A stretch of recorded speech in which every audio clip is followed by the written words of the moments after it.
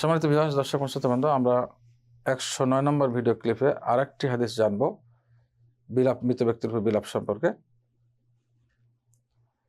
এই হাদিসটি সহিহ বুখারী এবং সহিহ মুসলিমের একটি ঘটনা ইবনে ওমর রাদিয়াল্লাহু তাআলা আনহুমা বর্ণনা করেছেন। সাদ ইবনে উবাদা রাদিয়াল্লাহু তাআলা আনহু অসুস্থ যখন হলেন, মহানবী সাল্লাল্লাহু আলাইহি ওয়াসাল্লাম তার কাছে আসলেন এবং তাকে দেখাশোনা করার জন্য, খবর জিজ্ঞাসা করার জন্য। সঙ্গে ছিলেন আব্দুল্লাহ ইবনে আউফ রাদিয়াল্লাহু তাআলা আনহু এবং সাদ ইবনে ওয়াক্কাস রাদিয়াল্লাহু তাআলা আনহু, সাদ ইবনে আবি ওয়াক্কাস রাদিয়াল্লাহু তাআলা আনহু এবং আব্দুল্লাহ ইবনে মাসউদ রাদিয়াল্লাহু তাআলা আনহুম জামিআন। এই তিনজন সাহাবা সঙ্গে ছিলেন। যখন তার কাছে আসলেন তো সাদ ইবনে উবাদা দেখলেন তিনি বেহুশ অবস্থায় আছেন। অতঃপর আল্লাহ রাসূল বললেন যে তিনি কি মানে মারা গেছেন? তখন সঙ্গে যারা ছিলেন বললেন, না হে আল্লাহ রাসূল, না, মারা যায়নি।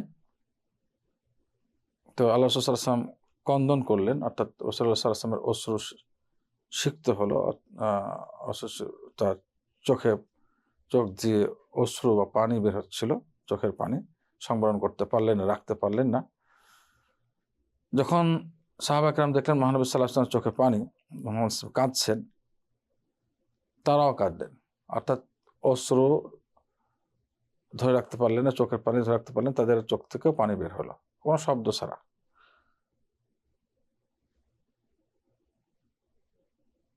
অতঃপর আল্লাহ রাসূল বললেন, তোমরা জেনে রাখো, নিঃসন্দেহে আল্লাহ তাআলা এই চোখের পানির দ্বারা কাউকে আযাব দেন না, এবং অন্তর পেরেশান বা অন্তরে যে কষ্ট থাকলে এর দ্বারা কাউকে আযাব দেন না, কিন্তু আযাব দেন হলো এর দ্বারা, অর্থাৎ জিহ্বার দিকে ইশারা করলেন অথবা দয়া করেন। জিহ্বা যদি আজেবাজে কথাবার্তা বলা হয়, শরীয়ত বহির্ভূত কথাবার্তা বলা হয়, অর্থাৎ বিলাপ করা হয়, তখন আযাব দেন, যদি ওসিয়ত না করে থাকে মৃত্যুর আগে।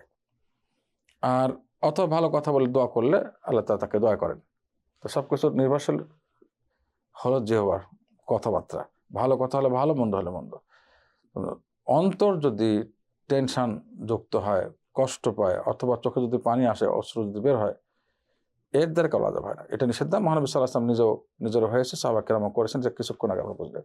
নিষিদ্ধ হলো বিলাপ করা, উল্টাপাল্টা কথাবার্তা বলা, শরীয়ত বহির্ভূত কথাবার্তা বলা, এগুলো নিষিদ্ধ। আসসালামু আলাইকুম ওয়া রাহমাতুল্লাহি ওয়া বারাকাতুহু।